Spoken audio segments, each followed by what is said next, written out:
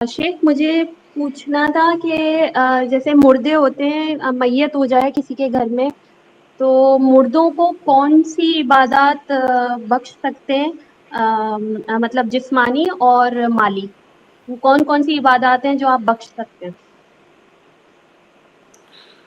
बिस्मिल्लाह अल्हम्दुलिल्लाह वस्सलातु वस्सलामु अला रसूलिल्लाह।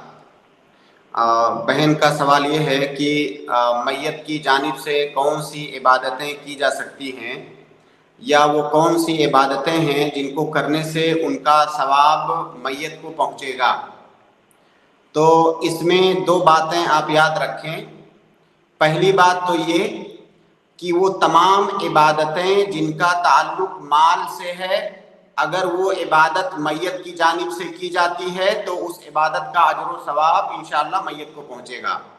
हर वो इबादत जो माल के ज़रिए से की जाती है, सदका करना, फ़ुक़रा और मसाकीन को खाना खिलाना, उनको कपड़ा पहना देना, मैयत की जानिब से कोई वक्फ कर देना, वगैरह वगैरह, तमाम इबादतें जो माल से की जाती हैं। तो ये पहली बात।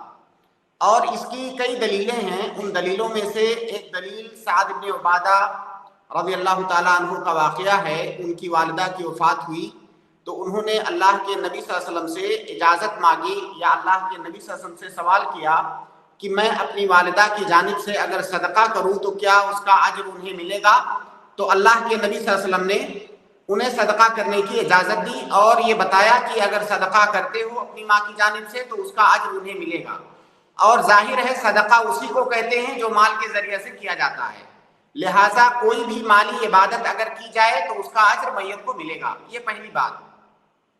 दूसरी बात, वो इबादतें जो बदनी इबादत है, जिसको हम बदन से करते हैं, जिसमें माल का कोई दखल नहीं होता है, उन इबादतों में अगर कोई दलील मौजूद है किसी खास इबादत के बारे में कि ये मैयत की जानिब से इबादत की जा सकती है, तभी हम उस इबादत को कर सकते हैं जिसका ताल्लुक खालिस बदन से है। जैसे मिसाल के तौर पर रोजा रखने का मसला है। अल्लाह के नबी सल्लल्लाहु अलैहि वसल्लम की हदीस है कि मन माता व अलैहि सौमुन साम अन्हु वलियुहु, अगर कोई इंसान मर गया उसके ऊपर रोजा वाजिब था तो उसका वली उसकी जानिब से रोजा रखेगा। जाहिर है वह मन माता व अलैहि सौमुन, हदीस के अल्फाज हैं व अलैहि सौमुन, इसका मतलब उसके ऊपर रोजा वाजिब था। इसका साफ मतलब ये है कि इसमें नफली रोजा दाखिल नहीं है। व अलैहि सौमुन का मतलब है उसके ऊपर रोजा वाजिब था, फर्ज था, और उसने अपनी कोताही की बुनियाद पर रोजा नहीं रखा, तो उसकी जानिब से उसका वली रोजा रख सकता है। लेकिन अगर नफली रोजा कोई रखना चाहे तो इस हदीस में उसकी दलील मौजूद नहीं है। नफली रोजा कोई नहीं रख सकता है मैयत की जानिब से। वाजिब रोजा जो उसने छोड़ दिया है वली रख सकता है। इसी तरह से हज के सिलसिले में रिवायत मौजूद है, वाकया मारूफ है, एक से ज्यादा रिवायतें हैं। अगर कोई इंसान मैयत की जानिब से रोजा हज करना चाहता है तो वो हज कर सकता है मैयत की जानिब से, बशर्ते कि जो हज करने वाला है उसने पहले अपनी तरफ से हज किया हुआ हो तो हज कर सकता है।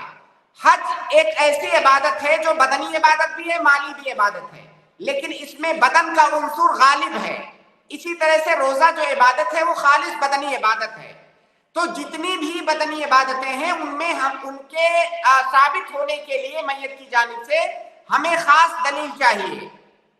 तो अगर कोई दलील मौजूद है तो बदनी इबादतें कर सकते हैं, वरना जो माली इबादतें हैं वो मैयत की जानिब से उमूमी तौर से की जा सकती हैं। जैसे कुरान पाक जो है वो या फिर जिक्र और अस्कार करना, तो ये अब ये जो मैंने उसूल बताया आप खुद उस पर गौर कीजिए कि क्या कुरान पढ़ना कोई बदनी इबादत है या माली इबादत है। बदनी इबादत बदन से की जाने वाली इबादत है, लिहाजा ये जायज नहीं है जब तक उसके लिए दलील न मिल जाए। तो मैयत की जानिब से कुरान पढ़ना, मैयत की जानिब से जिक्र अस्कार करना, मैयत की जानिब से नमाज पढ़ना, ये जायज नहीं है क्योंकि ये खालिस बदनी इबादत है।